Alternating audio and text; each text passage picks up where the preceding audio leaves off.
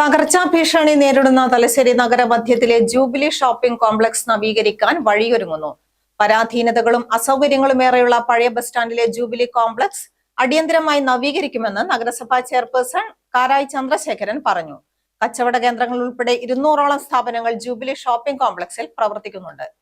Jubilee shopping കോംപ്ലക്സിലെ പ്രയാസങ്ങൾ വ്യാപാരികൾ ശ്രദ്ധയിൽപ്പെടുത്തിയതിനെ തുടർന്ന് നേരിൽ കാണാൻ എത്തിയപ്പോഴായിരുന്നു ചെയർമാന്റെ പ്രതികരണം. നവീകരണത്തെപ്പറ്റി ആലോചിക്കാൻ കച്ചവടക്കാരെ വിളിച്ചു ചേർത്ത് അവരുടെ അഭിപ്രായങ്ങളും കേൾക്കും. നഗരത്തിന്റെ മുഖം മാറ്റാൻ ആദ്യമുയർത്തിയ കെട്ടിടമാണ് jubilee shopping complex.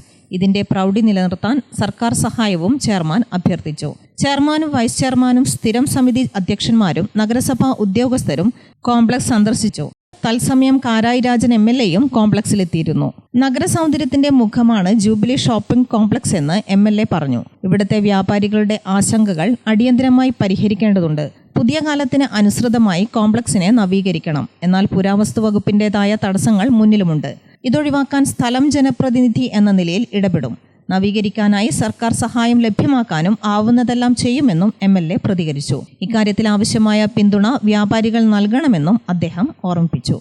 Gramika news, Thalassery.